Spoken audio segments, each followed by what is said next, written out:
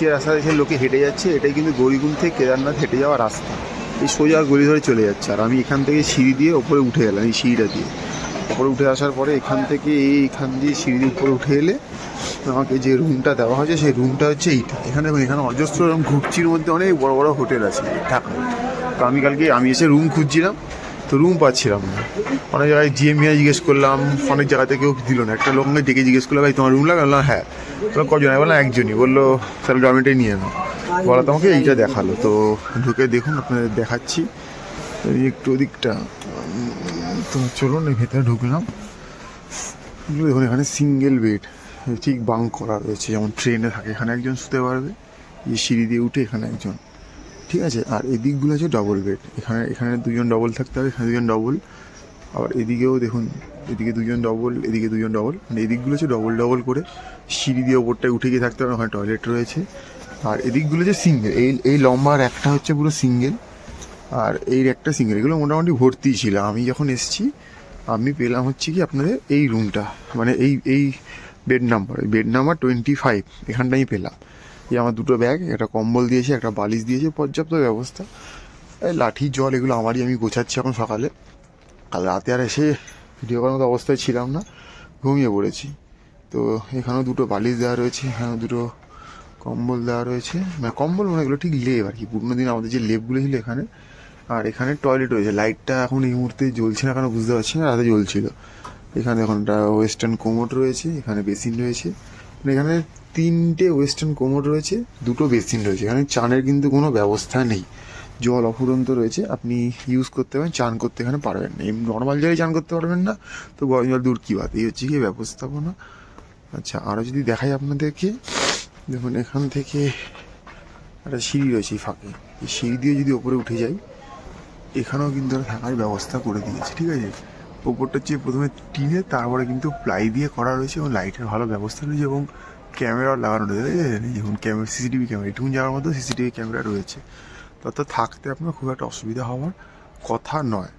তো এবার আসে মূল্যের কথা। কত বললো হচ্ছে কি পার হেড 300 টাকা বেড। আর যদি আপনি ডবল বেডগুলো নেন তাহলে সেক্ষেত্রে আপনার খরচ পড়ে যাচ্ছে হচ্ছে 500 টাকা করে। আমি সিঙ্গেল ছিলাম, তো আমার 300 টাকা নিয়েছে, তো আমার হয়ে গেছে। আমি অন্য কোথাও পাচ্ছিলাম না, তো রাতে 10:30টার সময় পেয়েছি। জাস্ট এসে ব্যাগটা রেখেছি, জামা কাপড় ছেড়েই ঘুমিয়ে পড়েছি। ভিডিও করার অবস্থায় ছিলাম না, যে ভিডিওটা করে দিলাম। তো এই সকালবেলা বেরিয়ে যাও আজকে। তো আজকে আমাকে যেতে হবে মধুমহেশ্বর। তার জন্য আমাকে প্রথমে যেতে হবে এখান থেকে উখিমঠ, সেখান থেকে রাশি ভিলেজ, তারপর হাঁটা মধুমহেশ্বরে। দেখি অনেকটা দেরি করে ফেললাম। আমার 5টায় বেরোনোর কথা ছিল, সেখানে 6টা বেজে গেল। মানে ওষুধ খেয়ে শুয়েছি যেহেতু ব্যথার, ঘুমিয়ে পড়েছি। তো দেখছি আবার কি হয়, দেখতে থাকুন, সঙ্গে থাকুন। আচ্ছা, এই যে এখানে দেখুন নাম্বারগুলো দেওয়া রয়েছে। এখানে দেওয়া রয়েছে কৈলাস রুম উপলব্ধ। এই নাম্বারগুলো দেখে নিন। এই নাম্বারগুলোতে এসে নেক্সট টাইম কল করে নিতে পারেন, তাহলে আপনার এখানে থাকাটা সুবিধার হয়ে যাবে। দেখুন সকালে কাতারে কাতারে আমার পিছনের লোক চলেছে কেদারে পথে, আর আমি বেরাচ্ছি উল্টো দিকে। মানে আমি এখন যাবো সোনপ্রয়াগের দিকে। তো সকালবেলা এই একটা দোকান, চা কিনলাম আর বিস্কিট, এই সকালে শুরু হয়ে গেল। এবার খেয়ে হাটে লাগাবো। এইদিকে রাস্তাটা হচ্ছে সোনপ্রয়াগের, আর এদিকে রাস্তাটা গৌরীকুণ্ডে যাচ্ছে। এখানটায় এসে হচ্ছে কি আপনার ঘোড়া পালকি বুকিংয়ের খুব ধুম পড়েছে, মানে কাউন্টার রয়েছে। এগুলো করার জন্য মানুষ আসে আর কি, ঘোড়াতে উঠবো, পালকি ধরবো। আসার কি দরকার বুঝে পাই না। এইটা হচ্ছে কাউন্টার, যারা আগামী দিন আসবেন কাউন্টারের মাধ্যমে টিকিট কাটবেন, এখানে কাটবেন। আর আমরা এখন চলেছি সোনপ্রয়াগের দিকে। তো একটা গাড়িতে উঠেছি এখন, মোটামুটি সুমোতে। এখন না বললে তো ছাড়বে না। মোটামুটি 7 জন মতো হয়েছে, এখনও 3 জনের দরকার। এই লোক ভরাভরি সব করেই মোটামুটি সময় চলে যাবে। 50 টাকা নেবে, নিয়ে সোনপ্রয়াগের কাছাকাছি নামিয়ে, ব্রিজটার সামনে নামিয়ে দেবে। দেখা যাক। মোটামুটি হেঁটে এলাম মিনিট 5-7 মতো, তবে গাড়িটা পেয়ে গেলাম। মাঝখানটা ভরে গেছে, সামনে 2 জন ভরে গেছি, 6 জন হয়ে গেছে। পিছনে 4-এর জায়গায় 1 জন হয়েছে, আর 3 জন দরকার। মানে এখন মেনলি তো নিচে আমার লোকই নেই, মানে যা আছে ওপরে ওঠার লোক সব। এখন গাড়ি ভরতে একটু সময় লাগে, এটা একটা খুব প্রবলেমেটিক এখন ব্যাপার। এখন কাতারে কাতারে লোক সোনপ্রয়াগ থেকে গৌরীকুণ্ডের দিকে আসছে। দেখা যাক কখন গাড়ি ছাড়ে। 6:30 বাজে মোটামুটি কপাল ভালো, 15 মিনিটের মধ্যে গাড়ি ভরে গেছে। গাড়ি আবার ছেড়ে দিল আমাদের। মানে এখন নিচে আমার বেশি লোক পাচ্ছে না, হয়তো আর 1 জন লাগতো, বাট তাও ছেড়ে দিল সে নিজে থেকে, কিছু বলার আগে। এটা ভালো লক্ষণ, দেখা যাক, hope for the best upcoming. দেখতে পাচ্ছেন আমাদের গাড়ি চলছে, রাস্তা খুব 5 কিলোমিটার অল্প মনে হলেও রাস্তা কিন্তু খুবই সংকীর্ণ। দেখুন দুটো গাড়ি পাশাপাশি যেতে গেলেও কিন্তু একটু হলেও প্রবলেম হচ্ছে। পাহাড়গুলো যেন মনে হচ্ছে এই বুঝি হেলে আমাদের গায়ে এসেই পড়লো। তো এখানকার ড্রাইভাররাও বলে যে এখানে রাস্তায় যখন তখন ধস নামে, অনেক দিন ধরে রাস্তা বন্ধ থাকে, মেরামতির কাজ চলে, তখন এনাদের রুজি রুটিতে টান পড়ে অনেকটা, কারণ এদের জীবিকা তো এই গাড়ি চালানোর ওপরই পড়ে আছে। এই গৌরীকুণ্ড থেকে নিয়ে যাওয়া সোনপ্রয়াগ অব্দি আর নিয়ে আসা এই 5 কিলোমিটার। তো রাস্তা যদি ঠিক না থাকে মানুষ আসতে পারবে না, মানুষ যেতে পারবে না, এনারা গাড়ি চালাতে পারবে না। দেখুন এখানেই কদিন আগে বিশাল বড় ধস নেমেছিল, তার জন্য মোটামুটি মাস দেড়েকের মতো যাত্রা বন্ধ ছিল। তখন এই গাড়ি যখন রাস্তাটা এমনই হয়েছে এখানে কিন্তু একটা গাড়ি যেতে পারবে, যদি আপের গাড়ি এসে ডাউনের গাড়ি দাঁড়িয়ে থাকবে, ডাউনে গাড়ি এলে আপের গাড়ি দাঁড়িয়ে থাকবে, মানে এতটাই খারাপ এইখানে রাস্তাটা। দেখতে পাচ্ছেন মানে আমরা গাড়ির মধ্যে রয়েছি, আমরা বুঝতে পারছি কতটা টালমাটাল অবস্থা চলছে, যেটা হয়তো আপনারা সহজে ক্যামেরায় বুঝতে পারছেন না। বাট যদি আশেপাশের পরিবেশটা দেখুন, যতটা আমি দেখাতে পাচ্ছি অবস্থা খুবই খারাপ। দেখুন ওখানে গাড়ি দাঁড়িয়ে রয়েছে, বৃষ্টি এখানে, আর এখান থেকে যদি গাড়িগুলো ভরা শুরু হয়ে যায় তো আমাদের গাড়িটা ওইখানে নামিয়ে দিল আমাদেরকে। এবার আমরা যাবো হচ্ছে গিয়ে সোনপ্রয়াগ গাড়ি স্ট্যান্ডে, ওখান থেকে আমাকে গৌরীকুণ্ডের গাড়ি নিতে হবে, তারপর গৌরীকুণ্ড থেকে আমাকে রাশির গাড়ি নিতে হবে। তো চলুন চলা যাক, দেখি কতদূর কী করতে পারছি। ভালোই ভিড় রয়েছে মোটামুটি, এখন নামার লোক কম, যাওয়ার লোকই বেশি, দেখতেই পাচ্ছেন। দেখতে পাচ্ছেন সোনপ্রয়াগ গাড়ি স্ট্যান্ড, এখানে একটা গাড়ি পেয়েছি, গুপ্তকাশি নিয়ে যাবে, 150 টাকা করে পার হেড। তো এখন লোক হচ্ছে না, এখন আরও 4 জন দরকার, তাই বাইরে দাঁড়িয়ে আছি, ব্যাগ ফ্যাগ ওপরে তুলে দিয়েছি, গাড়ি সব তুলে দিয়েছি, এবারে আমাকে এখন অপেক্ষা করতে হবে। তো দেখা যাক কখন লোক আসে। এখানে গাড়ি ভাড়াটা খুব চাপের, এটা হচ্ছে মেন কথা। দেখতে পাচ্ছেন এই মুহূর্তে আমার সীতাপুর বাস স্ট্যান্ড অপকাচ্ছে। আপনারা যারা মনে করছেন কেদার থেকে ডাইরেক্ট হরিদ্বার ঋষিকেশ যাবেন, তারা কিন্তু এখান থেকে ডাইরেক্ট বাস পেয়ে যাবে। আমার সামনে একটা বাস করেছে, আমার যেহেতু অন্য জায়গায় যাওয়ার কথা সেখানে হয়তো বাস যাবে না, তাই আমাকে শেয়ার গাড়ি নিতে হয়েছে। আমি পেরিয়ে পড়লাম গুপ্তকাশীর পথে, মানে আমার উদ্দেশ্য রয়েছে গুপ্তকাশী। তো আমার গাড়ি আমাকে নিয়ে গিয়ে গুপ্তকাশীতে নামাবে, সেখান থেকে আমি যাবো উখিমঠ থেকে যাব আমি রাশি ভিলেজ, তারপর আমি ওখান দিয়ে হাঁটা শুরু করবো। আর চলার পরে দেখুন বিভিন্ন গাড়ি স্ট্যান্ড বা যারা এই হোটেলগুলোতে পার্সোনালি রয়েছে গাড়ি বুক করে এসে, তারা এখানে গাড়ি রেখেছে, কারণ উপরের দিকে তো খুব বেশি হোটেল নেই, হোটেল নিচের দিকেই বেশি। তাহলে বুঝতে পারছেন এখানে থাকলে আপনার ব্যক্তিগত গাড়ির সঙ্গে থাকাটা খুব বাঞ্ছনীয়, কারণ এতটা দূর থেকে আপনার পক্ষে ছোট বড় যে কোনো ব্যাগ নিয়েই বলুন হেঁটে যাওয়াটা সম্ভব নয় পাহাড়ে, কারণ যারা সমতলে থাকে তারা সবসময় পাহাড়ি রাস্তাটা অ্যাভেল করে অভ্যস্ত নয়, তাই গিয়ে তাদের হাঁটতে প্রচণ্ডই কষ্ট হয়, সেটা দেখতে পাই চোখে। তো সেই জন্যই যারা ব্যক্তিগতভাবে আসে দূরে থাকে তাদেরকে গাড়ি সঙ্গে রাখতেই হবে, এটা একটা মেন কন্ডিশন বলতেই পারে। দেখুন এগুলো কিন্তু সব ব্যক্তিগত গাড়ি রাখা আছে, মানে যারা ট্যুরের জন্য 4 ধাম বলুন 2 ধাম বলুন গাড়ি বুক করেছে শুধু কেদারের জন্য, তারা কিন্তু এখানে এইভাবেই রয়েছে, আর এইভাবেই থাকতে হয়। এটাই মানে অনন্তকাল ধরে হয়ে আসছে এবং আগামীতে হয়তো এরকমভাবেই হবে। তো মোটামুটি আমি তো মাঝের সিটেরও মাঝখানে বসেছি আর কি, তো সেই জন্য জানলাটা খুব একটা অ্যাভেল করতে পারছি না। তো জানেন ব্লগারদের জন্য ঠিকঠাক পজিশনে না পেলে ভিডিও করা মুশকিল, তো আমি চেষ্টা করছি ড্রাইভারের সামনের কাছ থেকে যতটা ভিডিও করা যায়। তো এই দেখুন এখানে রাস্তা কিছুটা বেশ মসৃণ আর কি, মানে গাড়ি বেশ স্মুথ চলছে, কিন্তু আগামীতে কী অপেক্ষা করে আছে আমরা ঠিক জানি না, কারণ রাস্তা একটু পরেই ভালো, 5 কিলোমিটার ভালো, 6 কিলোমিটার খারাপ, এটা লেগেই রয়েছে। তো মোটামুটি চলি, দেখা যাক কী অপেক্ষা করে রয়েছে। তো সকালবেলা শুধু লোক আসছে, মানে বলতে পারেন সোনপ্রয়াগের দিকে সব লোক আসছে, আর মানে যারা যেখানে রাত কাটিয়েছিল সব সোনপ্রয়াগে আসছে, কারণ সবাই মোটামুটি হাঁটা শুরু করবে। আর আমরা ঠিক উল্টোটা করছি, আমরা মানে ছিলাম আর কি সোনপ্রয়াগ ওখানে গৌরীকুণ্ডে, এবার আমরা গুপ্তকাশীর দিকে যাচ্ছি, মানে আমরা উল্টোটা করছি। আমাদের যাত্রা কমপ্লিট, তো আমরা বেরিয়ে যাচ্ছি, আর কেউ যাত্রা করবে বলে তারা আসছে, মানে এটাই হয়ে থাকে, এক পক্ষ আসে আর এক পক্ষ বেরিয়ে যায়। তো এখন চলেছি গুপ্তকাশীর উদ্দেশ্যে। তো গাড়িওয়ালা বলেছে 200 টাকা করে পার হেড নেবে, তো যা ভাড়া তাই দিতে হবে সবাইকে, সবাই তাতেই এগ্রি, সবাই তাতে রাজি। তো চলছি, আগামীতে দেখি কখন গিয়ে পৌঁছাতে পারি। ঘড়ির কাঁটা টিকটিক করে এগিয়ে চলেছে, কিন্তু মনে হচ্ছে এখন অনেকটা পথ চলা বাকি, কারণ অনেকটা দেরি হয়ে গেল এই গাড়ি ভরা। এক তো আমি 1 ঘন্টা লেটে বেরালাম, আমার একটু দেরি হলো, উপরন্তু গাড়ি ভরতে মিনিমাম অনেকটা সময় চলে গেল। এ আসে তো ও আসে না, এর এই সিট পছন্দ হয় তো ওই সিট পছন্দ হয় না, তারপরে দেখুন এই আবার খারাপ রাস্তা শুরু হয়ে গেছে ভালো রাস্তার মধ্যেই। তো এইভাবেই চলছে আমাদের গাড়ি। তো দেখা যাক সামনে কি অপেক্ষা করে রয়েছে। তো খুব এক্সাইটিং রয়েছি, কারণ প্রথম কেদার হয়ে গেছে, দ্বিতীয় কেদার মদমহেশ্বরের উদ্দেশ্যে বেরিয়ে পড়েছি সকাল সকাল। প্রথমে ছিলাম হচ্ছে গিয়ে গৌরীকুণ্ডে, ওখান থেকে এলাম হচ্ছে গিয়ে সোনপ্রয়াগে, সোনপ্রয়াগ থেকে গাড়ি নিলাম, সেই গাড়ি আমাদের এখন নিয়ে চলছে গুপ্তকাশীর পথে। তো বারবারই আসি, জায়গাটা ভালো লাগে, তো সঙ্গে থাকুন, দেখতে থাকুন। হঠাৎ করে গাড়ি বন্ধ হয়ে গেছে, গাড়ি আর চলছে না, লোকজন নেমে ধাক্কাধাক্কি করছে। আমি মাঝখানে আছি বলে নামতে হচ্ছে না, কিন্তু পিছনের লোক সামনের লোককে নেমে গাড়ি ধাক্কা দিতে হচ্ছে। ভয়ঙ্কর ব্যাপার। সোনপ্রয়াগ থেকে গুপ্তকাশী যাওয়ার পথে দেরি হচ্ছিল, আমাদের গাড়িটা খারাপ হয়ে আরো বিপত্তি বাড়ালো। কি করবো, ওই উত্তরাখণ্ডের পথে পথে বিপত্তি লুকিয়ে থাকে। একবার সামনে ঢালা হচ্ছে, একবার পিছনে ঢালা হচ্ছে গাড়িকে স্টার্ট দেওয়ার জন্য, কিছুতেই কিছু হচ্ছে না। আর এই মাঝে রাস্তায় গাড়ি পাওয়া মুশকিল, একটা ব্যাপার।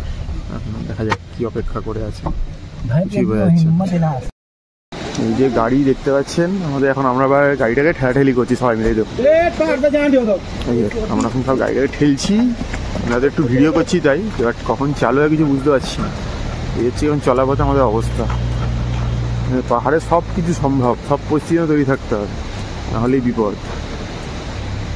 ঘড়িতে এখন বাজছে গিয়ে 9টা, কখন পৌঁছাবো কী করবো কিছুই বুঝতে পারছি না। অনেকটা দূরে রয়েছি গুপ্তকাশী থেকে, তারপরে উখিমঠ, তারপরে রাশি, তারপরে আমার হাঁটা। ভয়ঙ্কর এক ব্যাপার। হোপ ফর বেস্ট, কিছু ভালো যদি হয়। পাহাড়ের চারদিকটা দেখুন, নেচারটাও অসম্ভব সুন্দর, কিন্তু এখানে ঘুরতে এলে ভালো লাগবে না, গাড়ি থাকলে ভালো লাগবে না, গাড়ি খারাপ হলে। ব্যাপারটা ঠিক এটাই। সবাই আমরা এখন দিশেহারা, লোকাল লোকও রয়েছে প্লাস টুরিস্ট রয়েছে, সব রকমের লোকই রয়েছে। হয়তো অন্য গাড়ির সাথে কথা হচ্ছে, যদি কিছু হয় ব্যবস্থা দেখা যাক। শেষমেশ গাড়িটা চলতি পথে গাড়ি এলো, সেই গাড়ির সাথে কথা বলে সেখানে গাড়িটা ম্যানেজ হলো। আবার নতুন করে সব বসছি, যেরকম সিটে ছিলাম সেখানে আবার সব অ্যাডজাস্ট করে গেলাম। ব্যাগপত্র চেঞ্জ করা হলো, 8 ঘন্টা সময় নষ্ট গেল। আশা করা যায় এই গাড়িটা আমাদের ঠিকঠাক গুপ্তকাশী পৌঁছে দেবে। একটু আগে দেখলেন আমাদের গাড়ি বিকল হয়ে গেছিলো, তারপর আরেকটি গাড়ি ত্রাতা হয়ে এসে আমাদের রক্ষা করলো। তো এখন আবারও সেই গাড়ি নিয়ে চলছে, এই সামনে দেখছেন প্রচুর গাড়ি চলছে আগে আগে। বাট খুব ভয়েই রয়েছি যে কি আর অপেক্ষা করে রয়েছে পাহাড়ের বিভিন্ন বাঁকে বাঁকে, জানা নেই। তো হোপ ফর দ্য বেস্ট, আশা করি যা খারাপ হওয়ার ছিল হয়ে গেছে, আর কিছু হওয়ার নেই। এবার হয়তো আমরা ঠিকঠাক পথেই ঠিকঠাকভাবে এগোচ্ছি। আগের ড্রাইভারের তুলনায় ড্রাইভার অনেক বেটার আমাদের নিয়ে চলেছে। তো আগের গাড়িতে করে এলাম, গুপ্তকাশীতে নামলাম। আমাদের পার হেড ভাড়া পড়লো 200 টাকা। দেখলেন মাঝে রাস্তায় গাড়ি একটা গোলযোগ ঘটলো, সেই সময় আরেকটা গাড়ি বলতে পারেন ভগবানের প্রতীক হয়ে দেখা দিল, নাহলে আরও অনেকটা সময় নষ্ট হতো। যদি অলরেডি 8 ঘন্টার পর সময় নষ্ট গেছে ওখানে দাঁড়িয়ে, ঠেলাঠেলি করলাম, সেটা ভিডিও দেখালাম। তো এই গাড়িটা আমাদেরকে নামালো গুপ্তকাশীতে। ওখানকে জিজ্ঞেস করেছিলাম যে আমরা উখিমঠে গাড়ি পাবো, উনি বললো হ্যাঁ ওখান থেকে পাবে, 50 টাকাই ভাড়া পড়বে। তো উনি নামা মাত্রই আমরা একটা গাড়ি ধরলাম, পেয়ে গেলাম। আর ওই গাড়িতে আমরা 4 জন ছিলাম, উখিমঠ যাবো, সেই 4 জনই উঠলাম, আর বাকি লোক বসেই ছিল। তো পেয়ে গেলাম, বললো 50 টাকা, ব্যাগ তুলে দিলাম, গাড়ি ছেড়েও দিল। হয়তো এটা ম্যাক্সিমাম 15-20 মিনিটই লাগবে পৌঁছাতে আমার উখিমঠ। আচ্ছা, হয়তো আর একটু কম বেশি লাগতে পারে সেটা, তো সেটা গেলেই বলতে পারবো। মানে ঘড়ি এখন বাজতে হচ্ছে কি 9:45। তো দেখা যাক কটায় গিয়ে পৌঁছাচ্ছি।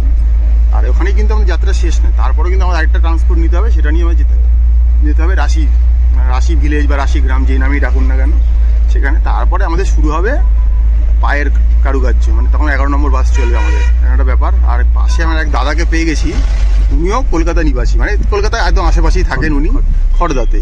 তো উনি যা ওনার সঙ্গে আলাপ হয়ে যেটুকুন এই আধ ঘন্টা আমরা জানতে পারলাম যে ওনার ট্রেকিংয়ের অনেক অভিজ্ঞতা। বাট উনি একটু লোকচক্ষুর আড়ালে থাকতেই ভালোবাসেন, আসতে চাইছেন না বারবার করে। বাট ওনার থেকে অনেক কিছু হেল্প পাচ্ছি, জানতে পারছি চলার পথে, এই হচ্ছে কি ব্যাপার। তো উনিও যাবেন ওই পথেই, হয়তো আমি একটু বেশি দূর এগোবো, উনি হয়তো মাঝ রাস্তায় কোথাও একটু রেস্ট নেবেন হয়তো, কারণ ওনার টাইমের অসুবিধা নেই। আমাকে অনেকটা অল্প সময় অনেকটা বেশি কভার করতে হচ্ছে, আমাকে বেশি যেতে হবে। তো এই পেয়ে যাতে খুব সুবিধা হলো, মানে অনেকটা জানা হয়ে যাবে, চলার পথে বুঝতে পারবো। তো এই দুজন মিলে আমরা এখন চলছি মদমহেশ্বরের পথে, মানে পঞ্চকেদারে আর এক কেদার করে এলাম, আরও এক কেদারের পথে চলেছি। তো চলুন বাকিটা নেমে ওখানে কথা হবে। এই গাড়িটায় করে আমরা এলাম হচ্ছে গিয়ে গুপ্তকাশী থেকে হচ্ছে গিয়ে উখিমঠ অব্দি। ভাড়া পড়লো কিন্তু পার হেড 50 টাকা। এই জায়গাটা দেখে নিন, উখিমঠ জায়গাটা এরকম। এখানে SBI ATM বলুন, পাঞ্জাব ন্যাশনাল ব্যাংক ATM, এখানে সব পেয়ে যাবেন। গাড়িটা কিন্তু এখানেই ঘুরিয়ে নিচ্ছে, মানে গাড়িটা কিন্তু এদিকে আর যাবে না। গাড়িটা কিন্তু গুপ্তকাশী থেকে উখিমঠ অব্দি খাটে ভাড়া। আর এখানে টুকটাক থাকারও ব্যবস্থা আছে, খুব একটা অসুবিধা হয়তো হবে না। তবে হিউজ পরিমাণের লোক এলে কতটা থাকতে পারে সেটা প্রশ্ন চিহ্ন। বাট এবার আমার সামনে দেখছেন দাদা রয়েছেন, ওনার সঙ্গে আলাপ হলো। উনি একজন ভালো রকমের ট্রেকার বলতে পারেন, একটু একটু বলবো না, ভালো রকমের। অজস্র বিভিন্ন পাস ট্রেক করেছেন, তার সামনে আমি কিছুই নই। এই চলার পথে বেরিয়ে পড়লে কিন্তু অনেকের সাথে আলাপ হয়ে যাচ্ছে। তো আপনারা সবাইকে বলে যারা ভিডিওটা দেখেন চেষ্টা করবেন একা বেরিয়ে পড়ার, তা কিন্তু ভালো অনেক কিছু জানতে পারবেন, শিখতে পারবেন, যেটা আমিও চলার পথে জানছি, শিখছি। তো এখন আমরা খাবো, খেয়ে এখান থেকে আমরা রাশি যাব, তারপরে আমাদের হাঁটা শুরু হবে মদমহেশ্বরের জন্য।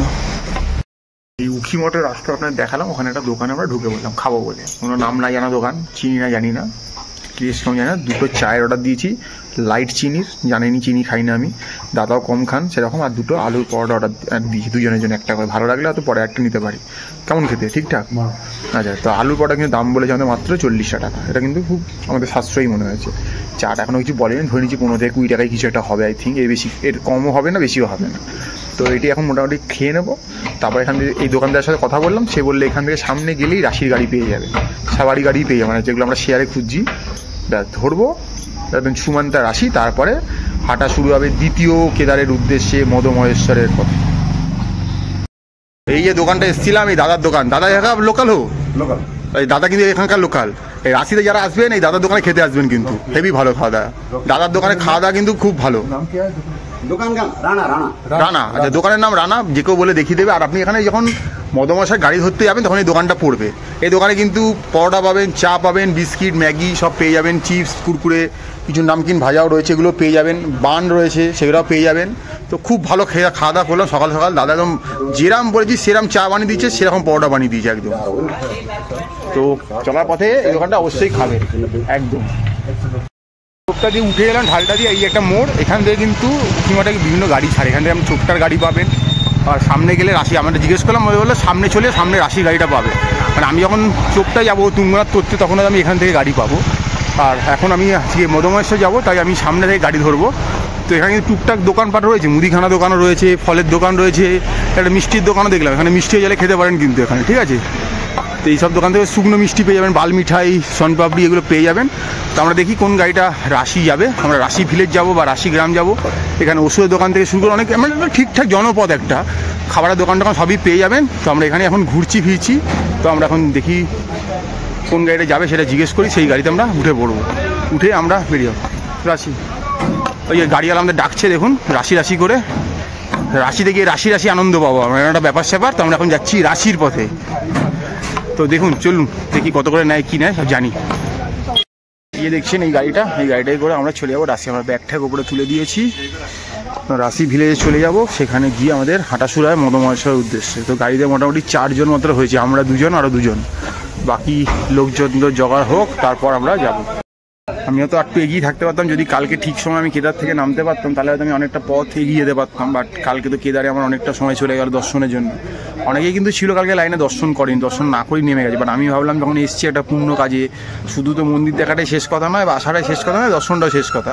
দর্শনটা না করে যেতে পারছিলাম না। তো দর্শনে ওখানে আমার 10 ঘন্টা সময় নষ্ট হলো। ওখানে যদি আমি ধরেছিলাম যে আমার 4 ঘন্টার মধ্যে হয়ে যাবে, ওই 6টা ঘন্টা যদি আমি হাতে পেতাম তাহলে হয়তো কালকে রাতে হয়তো আমি উখিমঠ অব্দি এসে থাকতে পারতাম। কাল যদি আমি উখিমঠ অব্দি এসে থাকতাম, আজ সকালে হয়তো আমার রাশি গিয়ে হাঁটা শুরু হয়েই যেত হয়তো।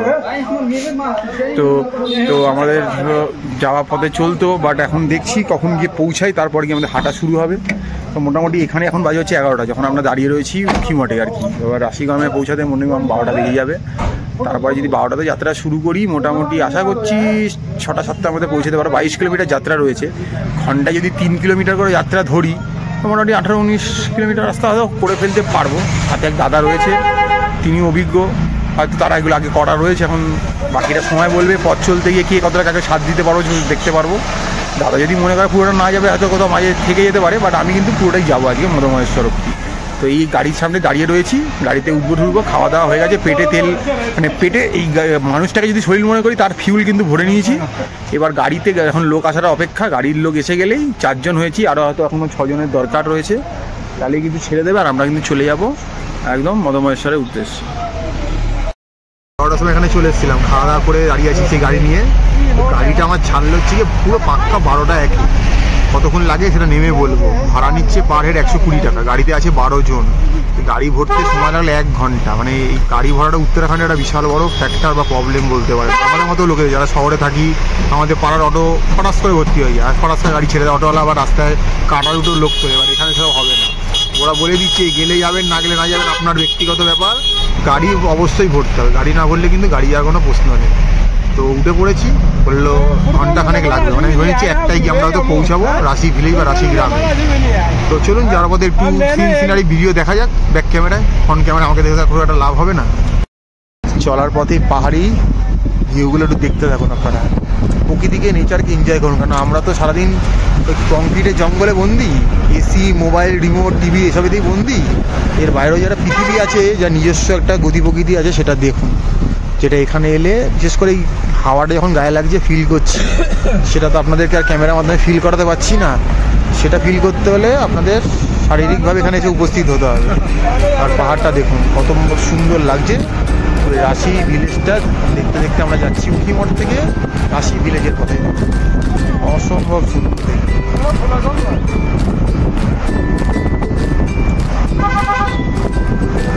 পাহাড়ের প্রত্যেকটা বাকি যেন আলাদা রহস্য, রোমাঞ্চ, আনন্দ দিয়ে থাকে, বিশেষ করে আমাদের মতো পাহাড় পাগল মানুষদের কাছে।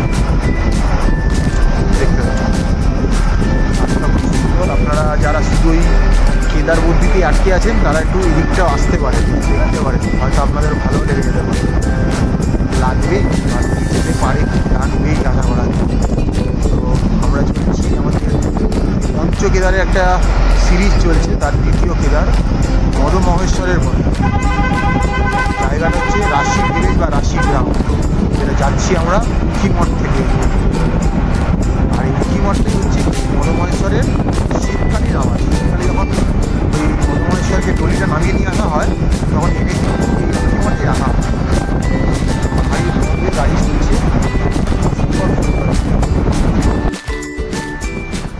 এই পাহাড়ে এলে পাহাড়ের প্রত্যেকটা বাঁক আলাদাই যেন একটা রহস্য, রোমাঞ্চ নিয়ে আমার কাছে বারবার দেখা যায়। এই দেখুন দূরের পাহাড়টা দেখছি, হয়তো আমরা ওই পাহাড় থেকেই পেঁচিয়ে পেঁচিয়ে ঘুরতে ঘুরতে ঘুরতে ঘুরতে এই পাহাড়ে এসেছি। দেখে বুঝতেই পারছি আমাদের রাস্তা রয়েছে, কারণ পাহাড়ের নিয়মই হচ্ছে পাহাড়টাকে আমাদের বাঁক খেতে খেতে খেতে খেতে উঠতে হয়। আমরা তো ডাইরেক্ট সমতলের মতো পাহাড়ে উঠে পড়তে পারি না। তো সেরকমই দেখুন এই রাস্তাগুলো বাঁক খেতে খেতে বাঁক খেতে খেতে চলছে।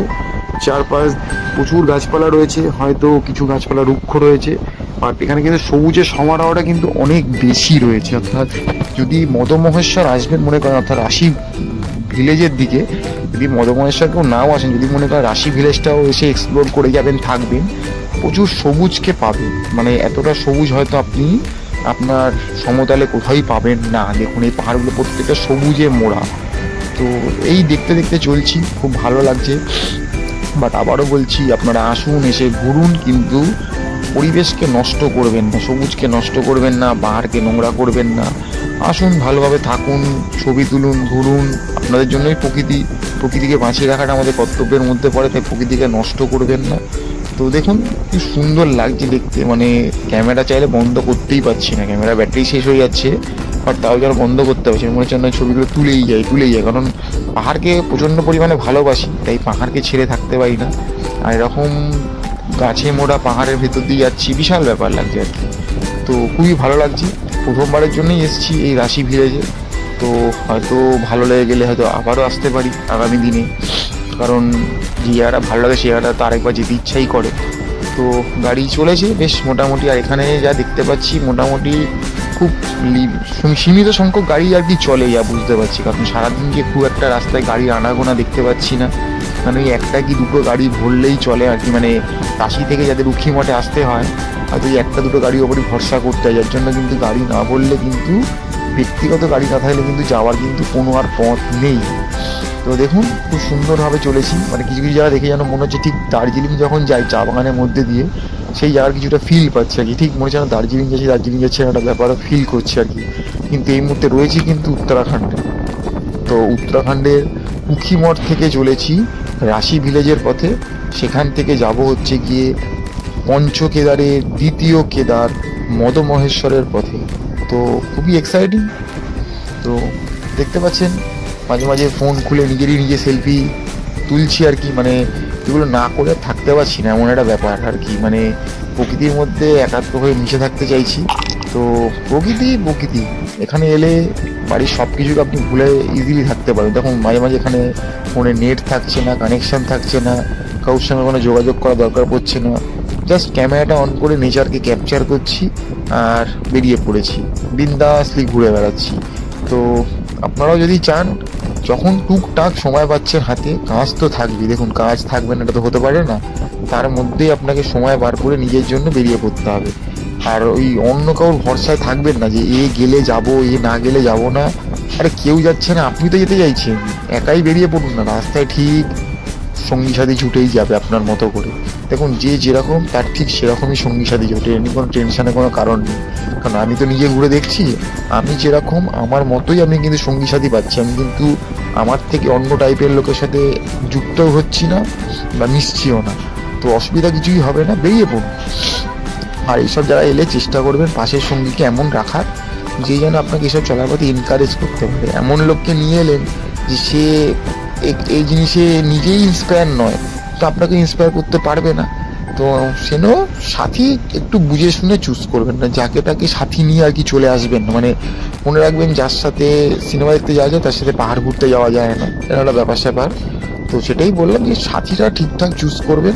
যদি সাথী না পান, একা বেরিয়ে পড়ুন, কারণ আপনি তো জেনেই এসছেন আপনি একা।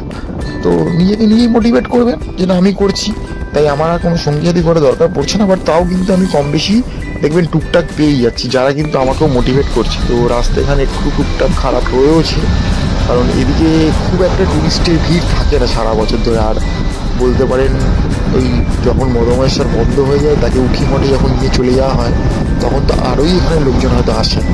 এখানে ওই মোটামুটি কেদারেও যখন 4 ধাম খোলে, তার হয়তো দিন 10 পরই এটা খুলে যায়। আর কেদার বন্ধ হওয়ার হয়তো দিন 10 আগে বা পরে এটাও বন্ধ হয়ে যায় 6 মাসের জন্য। তখন কিন্তু এখানে আরোই লোকজন আসে না, তো ফলে এখানে কিন্তু অতটা ভিড় নেই।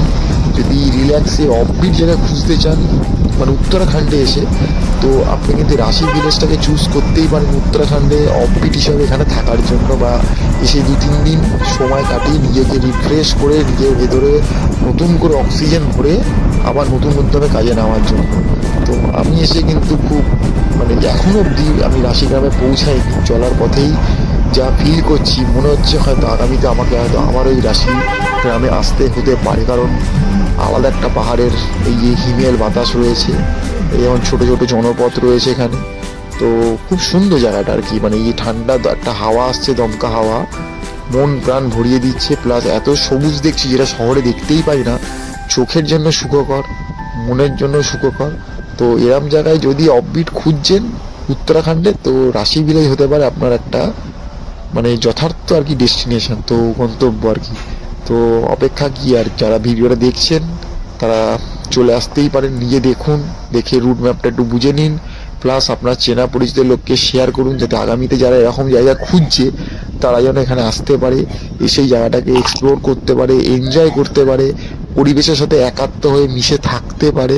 তো চেষ্টা করছি যে এইসব জায়গাগুলোকে আপনার সামনে আরও বেশি করে তুলে ধরার, যতটা আমি পারছি। সব যে পারছি তাও নয়, তো আমার যতটুকু সামর্থ্য তার দ্বারা আমি করার চেষ্টা করছি। দেখুন এত সুন্দর নেচার কোথাও পাবেন না। কেদার মধ্যে কিন্তু প্রচণ্ড ক্রাউড, ভিড় থাকে, হয়তো খুব পপুলার জায়গা, রিসেন্ট টাইমে প্রচণ্ড ভিড় থাকে। তো সেই ভিড় এড়িয়ে যদি একটু নিরিবিলিতে পাহাড়ে এসে থাকতে চান, তো আপনার জন্য রাশি ভিলেজ বা রাশি গ্রাম কিন্তু হতে পারে আলটিমেট ডেস্টিনেশন।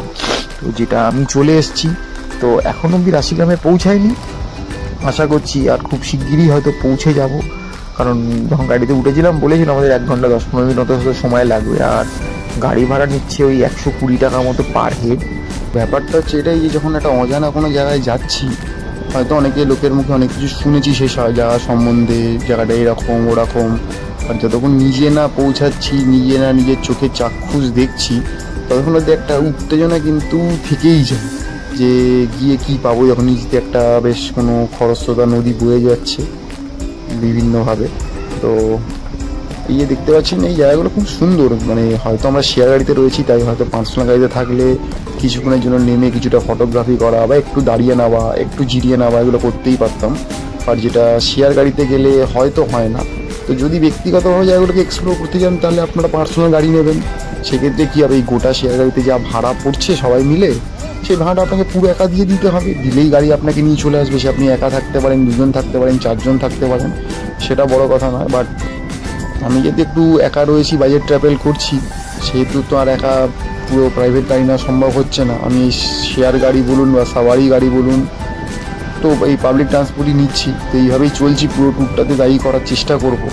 তো চেষ্টা করব আপনাদেরকে একটা বাজেটের মধ্যে এই পঞ্চকেদারের একটা ট্যুর আপনার সামনে তুলে ধরার, যাতে আগামী বছর, এবছর তো যখন আপনারা ভিডিওটা দেখছেন তখন অলরেডি মানে একটা কেদার বাদ দিয়ে বাকি 4টে কেদার, বদ্রীনাথ সবই হয়তো বন্ধ হয়ে গেছে, কিন্তু হয়তো আগামীবার আবার যখন খুলবে অক্ষয় তৃতীয়ার দিন, তো সেই দিন থেকে আপনারা যারা প্ল্যান করছেন যে কেদার বদ্রী যাবো বা পঞ্চকেদার করব, তাদের যাতে সুবিধা হয়, তো সেই জন্যই আর কি ভিডিওগুলো মেনলি আরও করা, যাতে আমি যেহেতু একা সোলো ট্রাভেল করছি, আপনারা যারা একা বা সোলো বা 2-3জন একটা গ্রুপ বানিয়ে যেতে চান, তাদের হয়তো কিছুটা বাজেট ফ্রেন্ডলি একটা তথ্য তুলে দিতে পারবো, এই আশাতে আমিও বেরিয়ে পড়েছি।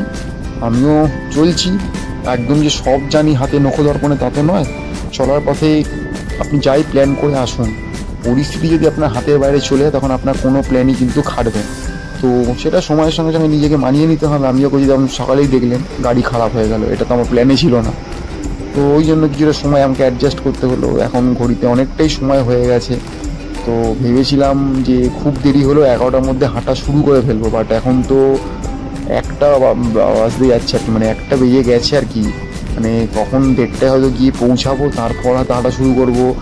তো ভেবেছিলাম আজকে এনি হাও সন্ধ্যে 6:30-7টার মধ্যে আমি মদমহেশ্বর পৌঁছে যাব, কারণ ওখানে গিয়ে আমি আরতিটা দেখবো, কারণ কেদার কিন্তু সন্ধ্যা আরতির জন্যই বিখ্যাত, 5টা কেদারই কিন্তু সন্ধ্যা আরতির জন্য বিখ্যাত।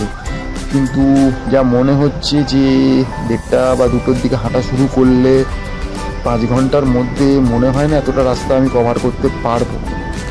চেষ্টা আমি অবশ্যই করব, সেই নিয়ে কোনো সন্দেহের অবকাশই নেই, কিন্তু পেরে উঠবো কতটা সেটা আমার জানা নেই। যদি না পারি তাহলে হয়তো আমাকে মাঝে গন্ডার বলুন, বানতলি বলুন বা নানু কোথাও একটা থেকে যেতে হতে পারে, বাকিটা হয়তো কাল সকালে উঠে করবো। সেক্ষেত্রে হয়তো আমার আর মদমহেশ্বরের এই আরতিটা দেখা হবে না, কারণ আমি যদি আজকে পৌঁছাতে পারি তাহলে আমি আরতিটা দেখতে পাবো, কিন্তু আজ যদি আমি মাঝে কোথাও হল্ট দিই আর কালকে গিয়ে যদি পৌঁছাই, তাহলে কালকে আমাকে আবার ব্যাক করে আসতে হবে, কালকে আমি ওখানে থাকতে পারবো না। আমার যেহেতু একটা লম্বা প্ল্যান রয়েছে, তাই আমি কোথাও বেশি দিন সময় দিতে পারবো না। সেক্ষেত্রে হয়তো আমার মদমহেশ্বর আরতিটা হয়তো অদেখাই হয়ে থেকে যাবে, আর আপনাদেরও দেখানো হয়তো হবে না। তো হোপ ফর বেস্ট যে আমি আজকেই পৌঁছাবো, আজকে আরতি দেখবো, আপনাদের দেখাতে পারবো। বাকিটা তো চলার পথে যা যা হবে এই দেখতে পাচ্ছেন। এখান থেকে পাশ থেকে ওই একটা ব্রিজ, রেল ব্রিজ চলে গেল, তো ওই পাহাড়ে ছিলাম আমরা, কিন্তু এই পাহাড়ে চলে এসেছি এখন। মানে কখন যে আমরা এই পাহাড় থেকে ওই পাহাড় আর ওই পাহাড় থেকে এই পাহাড় হয়ে যাচ্ছি, এইটা একটা বেশ পাহাড়ে এলে কিন্তু খুব মজার ব্যাপার। একটা পাহাড়ে আমরা গোল গোল চক্কর খেয়ে উপরে উঠি, প্লাস ওই পাহাড় থেকে কখন এই পাহাড়ে চলে আসি, কখন এই পাহাড় থেকে ওই পাহাড়ে চলে যাই, মানে আলাদা একটা মজা আমার কাছে। অন্তত কার কেমন লাগে আমি জানি না, বাট আমি তো খুব পছন্দেই ফিরে দেখুন ইয়ে বুঝতেই পারছি, ঘুরে ঘুরে ঘুরে ঘুরে কিন্তু পাহাড়ের ওপর দিকেই উঠছি, কিন্তু তো অনেকটাই উপরে উঠে যাচ্ছি। তারপরে তো চড়াই হাঁটা রয়েইছে আমাদের, মানে পুরো যাত্রাপথটা চেষ্টা করবো আমি পুঙ্খানুপুঙ্খভাবে আপনার সাথে তুলে ধরার। তার জন্য যদি 2টো কি 3টে ভিডিও করতে হয় আমার তাতে কোনো অসুবিধা নেই, আমি চেষ্টা করবো পুরো যাত্রাপথটাই যেটা পায়ে হেঁটে করবো মদমহেশ্বরে, সবটাই আপনার সামনে তুলে ধরার, যাতে আপকামিং যারা আপনারা প্ল্যান করবেন তাদের যেন কোনো রকম কোনো অসুবিধা না হয়, যাতে একদম একটা তথ্যপূর্ণ একটা ভিডিও আপনার সামনে থাকে।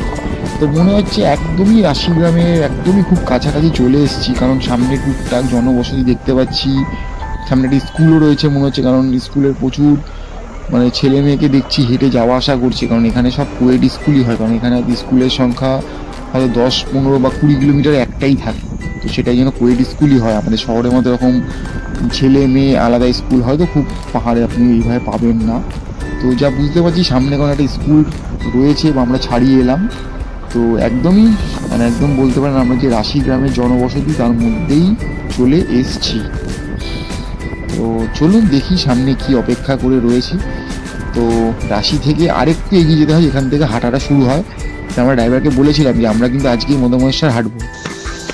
এই যে দেখতে পাচ্ছেন আমরা কুচিমঠ থেকে নিয়েছিলাম রাশি ভিলেজ আসার জন্য গাড়ি, এই যে আমাদের পাশে গাড়িটা রয়েছে, 120 টাকা করে নিল, আমাদেরকে নামিয়ে দিল রাশি ভিলেজে। এবার এখান থেকে আমাদের হাঁটা শুরু হয়ে যাবে মদমহেশ্বরের উদ্দেশ্যে, অর্থাৎ পঞ্চকেদারের দ্বিতীয় কেদার, সেটার পথে আমাদের আজকে হাঁটা শুরু হয়ে যাবে।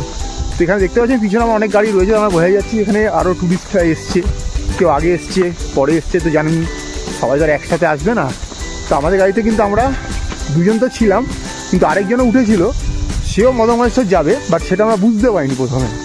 তো পরে নেমে কথা হলো যে উনিও বাঙালি, বাট উনি দিল্লির নিবাসী, উনি কলকাতার নন, কিন্তু উনি স্পষ্ট বাংলায় আমাদের সাথে কথা বললেন, উনিও বললেন যাবেন। তো উনি হয়তো আসছেন পিছনে, আমরা এবার বেরিয়ে পড়লাম মদনমহেশ্বরের উদ্দেশ্যে। এখন ঘড়িতে ঠিক বাজছে হচ্ছে গিয়ে একদম 1:30।